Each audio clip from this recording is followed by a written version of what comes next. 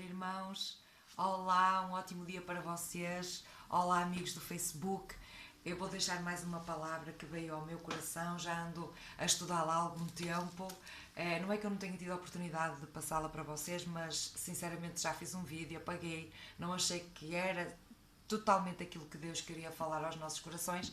E enquanto eu estava numa oração, e Deus trouxe ao meu coração o verdadeiro significado e da mensagem, o que é que ele quereria falar através desta mensagem.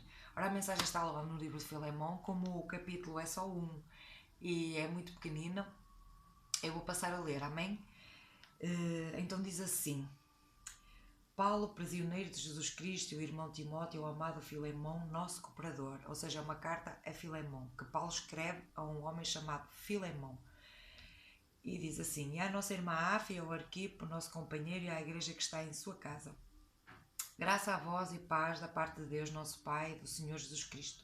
Graças dou ao meu Deus, lembrando-me sempre de ti nas minhas orações, ouvindo a tua caridade, o amor e a fé que tens para com o Senhor Jesus Cristo e para com todos os santos, para que a comunicação da tua fé seja eficaz no conhecimento de todo o bem que em vós há por Cristo Jesus. Tive grande gozo e consolação da tua caridade, ou do teu amor, porque por ti, ó irmão, o coração dos santos foi reanimado. Paulo intercede pelo escravo convertido Onésimo que tinha fugido do seu senhor. Agora vamos entrar na parte que eu quero que realmente os irmãos fiquem atentos, os meus amigos do Facebook, amém? Que diz assim: pelo que ainda que tenha em Cristo grande confiança para te mandar o que te convém, que seria Onésimo, esse escravo, todavia peço tantos por amor, sendo eu tal como sou Paulo, o velho e também agora prisioneiro de Jesus Cristo, peço-te por meu filho Onésimo, ele chama o escravo filho Onésimo, que gerei nas minhas prisões, o qual noutro tempo te foi inútil, mas agora a ti e a mim muito útil. Eu te tornei a enviar e tu torna a recebê-lo como ao meu coração. Eu bem o quisera conservar comigo para que por ti me servisse nas prisões do Evangelho, mas nada quis fazer sem o teu parecer, para que o teu benefício não fosse como por força, mas voluntário. Porque bem pode ser que ele se tenha separado de ti por algum tempo para que o retivesses para sempre. Não já como servo, antes mais do que servo, como irmão amado, particularmente de mim, e quanto mais de ti, assim na carne como no Senhor. Assim, pois, se me tens por companheiro, recebe-o como a mim mesmo. E se te fez algum dano ou te deve alguma coisa, põe isso na minha conta. Eu, Paulo, da minha própria mão, escrevi: eu pagarei, para te não dizer que ainda mesmo a ti próprio, a mim, te deves. Paulo aqui demonstra que Filemão era filho espiritual dele, amém? Foi através dele que ele se converteu, certamente. Sim, irmão, eu me regozijarei de ti no Senhor, reanima o meu coração no Senhor, ou seja, eu ficarei alegre se tu fizeres aquilo que eu te estou a pedir. Escrevi-te confiado na tua obediência, sabendo que ainda farás mais do que digo, ou seja, não só receber de novo o escravo, que provavelmente teria roubado qualquer coisa ao seu senhor, que era Filemão. A gente compreende que Filemão era o dono do escravo Onésimo, e ele, com este versículo, talvez queira dizer liberto, não é? Porque ele diz: escrevi-te confiado na tua obediência, sabendo que ainda farás mais do que digo, ou seja, para além de o receberes, certamente o libertarás. E depois faz umas comunicações particulares sobre outros irmãos. Até aqui, irmão, basta até aqui. Então é assim, queridos amigos, queridos irmãos, é interessante esta palavra porque Paulo é um mediador entre Onésimo, fica claro, e Filemão, o senhor de Onésimo. Esse Onésimo era um escravo. Onésimo era o nome comum dado aos escravos naquela altura e quer dizer útil. Mas ele faz um trocadilho aqui num dos versículos, como eu li, que ele foi inútil durante algum tempo para Onésimo, mas que agora certamente seria para sempre útil quando ele o estaria a enviar. Paulo também diz que gostaria de ter ficado com ele nas suas prisões. Ou seja, quando Paulo escreve esta carta a Filemão, ele estava preso em Roma. E então ele volta a enviar Onésimo, até porque naquela altura a escravatura era difícil. Não era uma escravatura como a do século XXI, que infelizmente ainda existe, mas que não é uma escravatura assim que está à vista de toda a gente, é uma escravatura que está de forma oculta, porque já existem leis contra a escravatura, mas infelizmente ela continua-se a passar no mundo de hoje.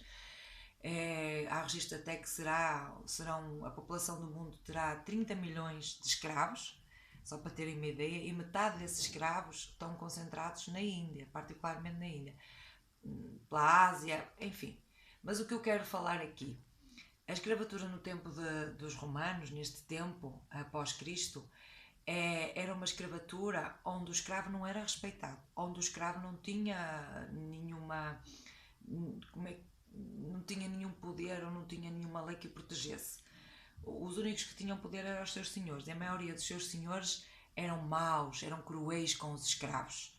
O que não demonstra aqui que seja o caso de Filemão, porque eu creio que se Paulo intercede e lhe diz que ele é filho e irmão em Cristo, ele conhecia a palavra, conhecia a lei e certamente recebeu Onésimo de volta e certamente o libertou. Nós acreditamos que sim, até porque há escritos depois de outros historiadores a falar que Onésimo até poderá ter sido um bispo em Éfeso mais tarde. Não há nada que comprove exatamente isso. Há cartas direcionadas a um tal de bispo de Éfeso, chamado Onésimo.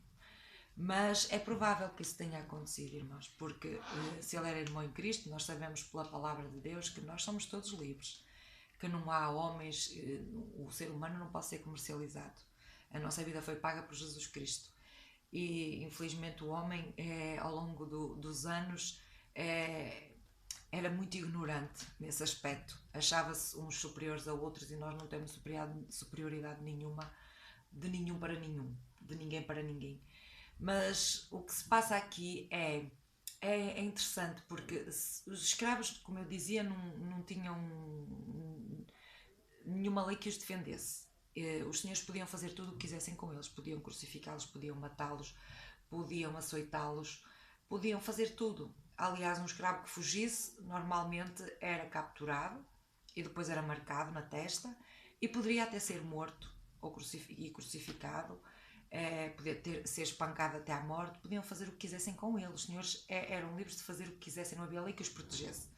A única lei que existia, é onde nós queremos chegar, que é muito interessante, era a lei da mediação, que hoje ainda existe, em Roma. Não seria a mesma lei de hoje, porque hoje a lei da mediação, uma lei jurídica de mediação, é feita de forma voluntária pelas pessoas que querem uma solução sem ter que ir recorrer a tribunais e andar com processos, mas de facto acaba por envolver na mesma a parte jurídica, porque há sempre alguém que é nomeado para ser o mediador e que está habituado a liderar essas causas. Normalmente são por razões familiares, são familiares que não se dão com familiares, pais com filhos, etc. Ou seja, há uma situação jurídica que fica formalizada, mas já não tem a necessidade de ir até aos tribunais e ser julgada. Pronto, é um ato voluntário das partes para se resolver as coisas da melhor forma. Nesta altura, era uma mediação, a única mediação que havia entre o escravo e o seu senhor seria um amigo do senhor interceder pelo escravo. E neste caso aparece Paulo a mediar por Onésimo. Nós não sabemos como é que Onésimo foi parar a Roma. Segundo os estudos, eram mais de 2.000 quilómetros. De Colossos seria o sítio onde viveria Filemão, segundo os escritos, ou seja, perto de Éfeso. Éfeso era a capital da Ásia Menor, como eu já falei de Éfeso no último vídeo, não vou estar a falar novamente, mas Colossos era uma região ali próxima. E pronto, não sabemos como é que Onésimo foge de Filemão e vai ter a Roma, mas certamente até poderia ser porque, isto são conjecturas minhas, e poderia ser que conhecesse o nome de Paulo, já o tivesse visto na casa de Filemão, não sabemos. Ou que tivesse ouvido e soubesse onde ele estava e sabia que ele iria interceder por ele, de alguma forma se teria arrependido do que fez, teria levado alguma coisa do seu senhor, teria roubado, o texto também nos fala isso. E então foi pedir ajuda a Paulo. O que acontece é que ele se converte. Paulo começa-lhe a falar do Evangelho e ele se converte. E então Paulo, o que é que ele faz? Acaba por interceder através desta carta, que foi levada até Filemão, para ele receber de novo Onésimo. Chama-lhe de irmão amado, chama-lhe de meu coração, pede para ele o aceitar como se fosse o próprio Paulo e coloca-se no lugar daquele escravo. E se nós formos olhar, irmãos, Paulo demonstra um amor como Cristo demonstrou por nós na cruz. O Paulo teve uma sabedoria enorme ao começar a carta, a saudar Filemão, a dizer que ora por ele sempre, a dizer o quanto ele é benéfico para a obra de Deus, o quanto ele é um bom homem. Teve a sabedoria de acalmar um género de psicologia hoje, de acalmar o ânimo, e depois então começa a introduzir o assunto e faz essa mediação que a lei romana permitia naquele tempo e que era a única coisa que se poderia fazer, até porque aquele que tivesse o escravo daquele senhor teria que pagar todos os dias de trabalho que faltou esse escravo perante o senhor. E nós vimos que Paulo diz: eu pagarei tudo o que te devo, mas lembra-te, ele vai buscar, lembra-te que tu te deves a mim. Tu também nasceste em Cristo, tu também já és livre, tu conheces a palavra e conheces a verdade. Portanto, defende o teu irmão, fica com ele, porque ele hoje vai te ser útil. Ele hoje vai cumprir o nome dele, ele vai ser um homem útil, vai deixar de ser inútil para ser hoje um homem útil. Ou deixou de ser inútil, Paulo afirma, para ser hoje um homem útil, talvez até para sempre. E é muito interessante, irmãos. Nós vimos aqui Paulo a dar a cara, a dar o corpo, a dar o seu coração, a dar a sua vida, a pagar a dívida de alguém. E agora eu pergunto, você seria capaz de fazer isso? Principalmente para um escravo que estava condenado à morte? Porque o escravo, na antiguidade, era condenado à morte. Era condenado à morte, tinha a condenação da morte em cima da sua cabeça todo o tempo. Assim como nós, antes de conhecermos Cristo Jesus, nós podemos dizer que nós também éramos escravos antes de conhecermos Cristo Jesus. Amém? Então as condições para ser escravo naquela época ou era filho de uma mulher que já era escrava, ou um pai que teve uma dívida ou que tinha uma dívida com alguém, então entregava o filho para trabalhos para pagar essa dívida. Ou seja, era uma pessoa que vinha de uma nação que aquela nação conquistou, não é?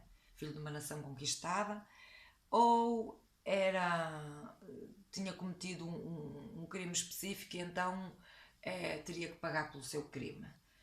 E, como eu disse, não tinha qualquer direito. Mas Paulo olhou para ele, não olhou para ele como escravo, olhou para ele com olhos espirituais, fez o que Jesus fez por nós e dá um grande exemplo de seguir a palavra exatamente como Jesus a pregou, porque ele se põe no lugar dele. Assim, Jesus, o maior mandamento de todos, ele dizia que era amar o próximo como a nós mesmos.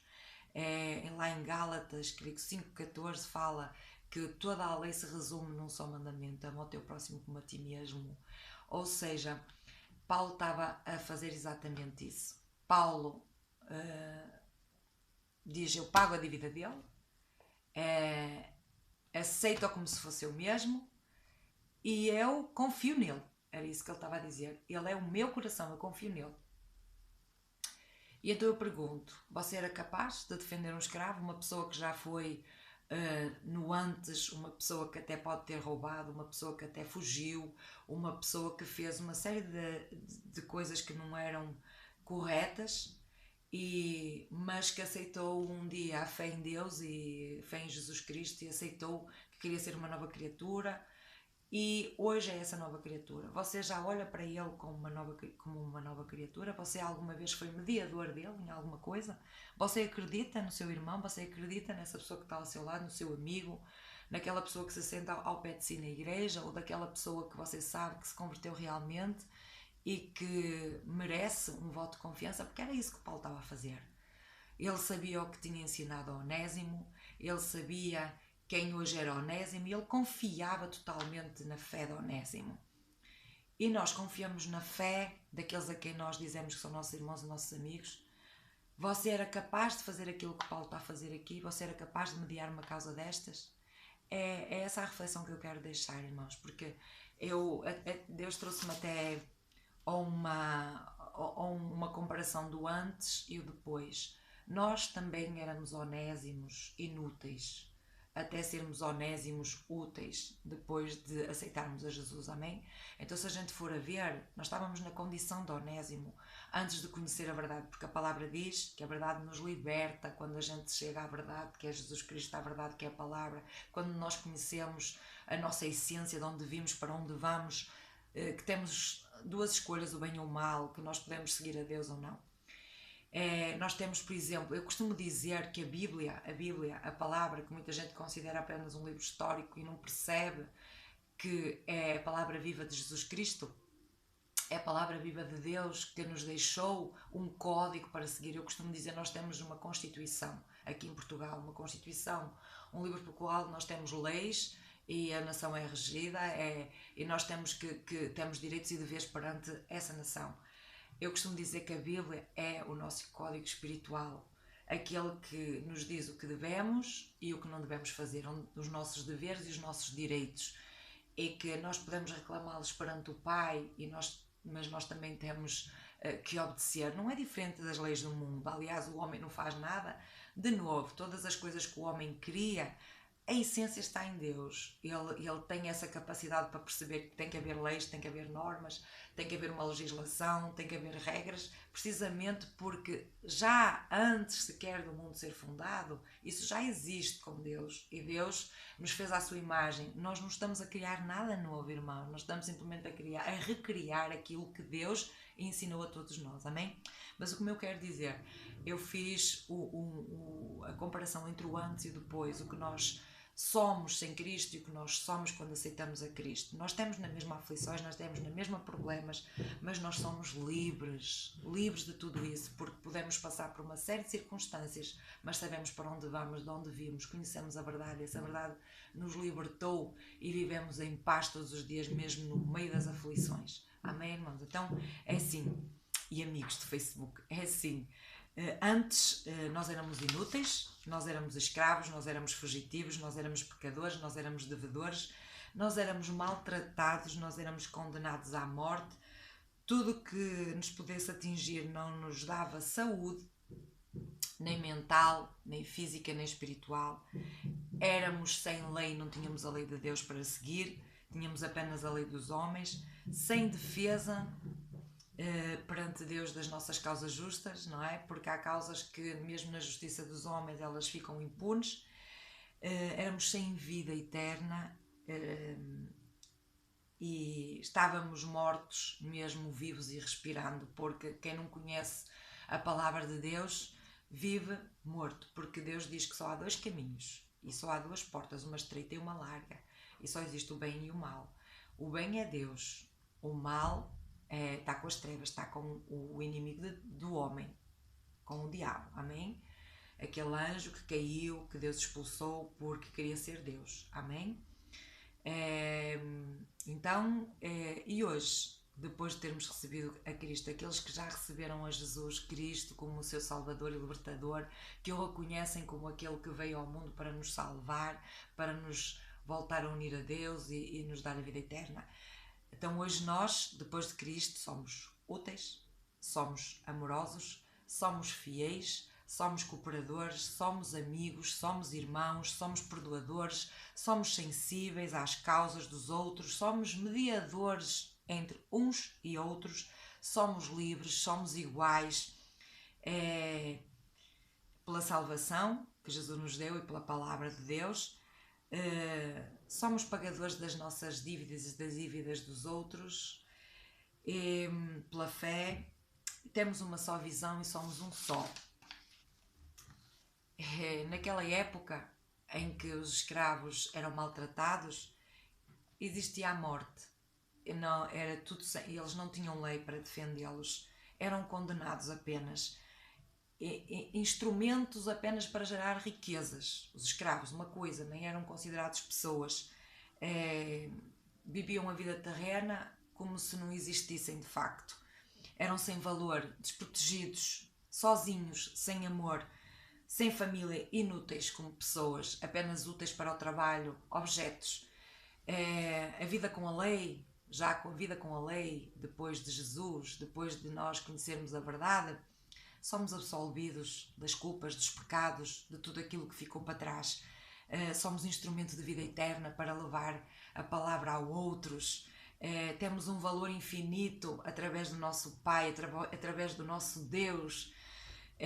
Não temos preço, somos protegidos por Ele, pela lei dele, por Deus. Somos família em Cristo. Nós ganhamos uma família enorme que existe por todo o mundo. Já não somos sozinhos. Somos pessoas únicas, incomparáveis, porque sempre fomos, irmãos. Todos temos um ADN diferente. Não há uma única pessoa no mundo que seja igual. Por alguma coisa Deus fez isso. Fomos comprados por um preço que foi a cruz de Jesus Cristo, o sangue derramado ali naquela cruz. E não foi fácil, porque Ele levou o pecado de todo o mundo. Você é capaz de imaginar uma pessoa que leva o pecado desde a fundação do mundo até ao fim? É o pecado de todos os homens, de todo o mundo nas costas, porque a gente consegue imaginar um peso numa cruz, os açoites, aquilo que lhe fizeram. E o peso espiritual, irmãos, aqueles que sabem o que é isso, reflitam. Então hoje eu quero que vocês reflitam sobre isso. E como eu já disse da última vez, aqueles que não conhecem a Deus realmente, aqueles que foram educados de forma apenas religiosa, que não procuraram a verdade, que tentem saber, que busquem a verdade realmente. Eu sei que há muitas religiões, eu sei que há muitas teorias, muitas igrejas que se dizem também evangélicas, mas na realidade quando nós chegamos a Deus verdadeiramente e procuramos a Deus e o chamamos para a nossa vida, nós sabemos a verdade porque nós vamos buscá-la e Deus acaba por nos mostrar, nos direcionar, porque Ele existe. A gente pode não vê-lo, mas a gente sentiu como o vento que passa, amém? E eu quero-vos deixar essa reflexão, que vocês possam refletir se você realmente diz que é amigo de alguém, se você realmente diz que ama o seu irmão, se você realmente é cristão. Reflita sobre tudo aquilo que eu falei aqui, porque um verdadeiro cristão segue o exemplo de Paulo, segue o exemplo principalmente de Cristo, que Paulo seguiu. E Paulo é um exemplo para nós. Paulo estava a dar a sua própria vida em prol da vida de Onésimo. Paulo estava a pagar as dívidas de Onésimo. Paulo estava a confiar em Onésimo, um homem que era escravo, um homem que fugiu, um homem que roubou, mas ele acreditava que ele tinha mudado. Então, você se acredita que o seu irmão, que o seu amigo mudou, se você acredita que aquela pessoa foi regenerada por Cristo, porque só há uma forma da pessoa ser regenerada, através da fé em Jesus Cristo, através da salvação que Ele nos deu, através dessa libertação, quando você sabe que essa pessoa foi liberta, que essa pessoa é um filho de Deus, que essa pessoa quer o melhor, observe, e então apoia, dê a sua vida também por Ele, ponha a sua cara também por Ele, por aqueles que realmente demonstram arrependimento, por aqueles que realmente acreditam em Jesus Cristo. Você sabe quem eles são. Eu própria posso dar um testemunho. Eu tenho vivido momentos, os últimos momentos eu tenho percebido que hoje em dia, irmãos, é muito difícil ter um verdadeiro amigo. E eu sei que eu fui amiga de muita gente. E as pessoas tentam se justificar sempre com os nossos passados, do passado, antes de nós nos convertermos a Jesus Cristo. Mas isso já não tem explicação. Deus já não nos condena, nós já fomos absolvidos. Nós vivíamos no erro, nós vivíamos na mentira, nós estávamos mortos, como eu expliquei aqui nesta palavra. Então, a partir do momento que a gente chega a Jesus Cristo, nós queremos mudar. Quando nós queremos mudar, os frutos aparecem, porque a palavra diz que os frutos se conhecem na árvore. A gente vê quem é a árvore que está a seguir Jesus Cristo pelos frutos, ou seja, ela dá bom fruto, ela não pode ser uma árvore má, não pode ser uma pessoa má e estar a dar frutos bons, não é? Então, Deus diz que é possível a gente conhecer, a palavra diz, e eu vejo que sim, é possível, só que nós temos de estar atentos, nós temos que observar, nós temos que olhar com olhos de ver. Se você considera alguém realmente amigo e sabe que essa pessoa é sua amiga, estime-a. Mais uma vez voltamos à palavra anterior, estime-a, porque é uma pessoa que tenha ajudado, uma pessoa que está sempre para si naqueles momentos que você precisa. Estime-a, mas dê a cara por ela, defenda-a.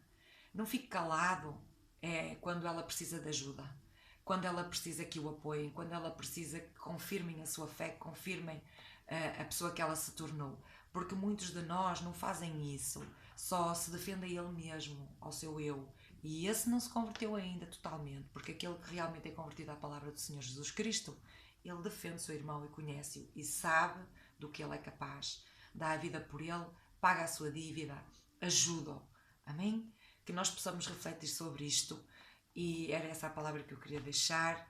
É uma reflexão maravilhosa, irmãos, porque nos dias que correm, nem toda a gente é nossa amiga, é verdade, mas nós sabemos quem são.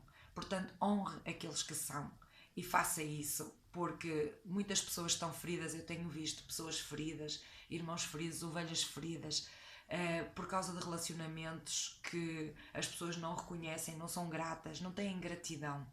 Às vezes até por mal entendidos, por palavras malditas, por comentários de outros. Irmãos, vão saber a raiz da verdade, vão buscar a verdade, não fiquem com dúvidas, não pensem mal, não projetem, porque o amor de Deus não é isso. Vá a 1 Coríntios 13, está lá o que é o amor verdadeiro. Ele não projeta mal, amém? Ele é benigno, amém? Ele vive de verdades, por isso reflita sobre isso e defenda o seu amigo, defenda o seu irmão, mostre que realmente o estima para que você o tenha, porque há irmão mais chegado, há amigo mais chegado que um irmão, diz a palavra, amém? Deus vos abençoe, um dia maravilhoso para todos vocês, aos meus amigos de Facebook, aos meus irmãos. Quero deixar um beijinho especial à minha irmã Gorete, missionária Gorete, lá do Brasil, da Assembleia de Deus, que tem sido uma irmã que tem ficado comigo em oração de madrugada, tem sido uma irmã que tem jejuado, tem orado, temos estado na presença do Senhor juntas. Eu dou graças a Deus pela vida dela, primeiro ao meu Deus, mas quero-te agradecer, amiga, porque tu és essa amiga em quem eu confio e que eu pagarei o que for necessário, amém? Deus te abençoe, Deus abençoe a todos vocês, vos amo. Um carinho da mano.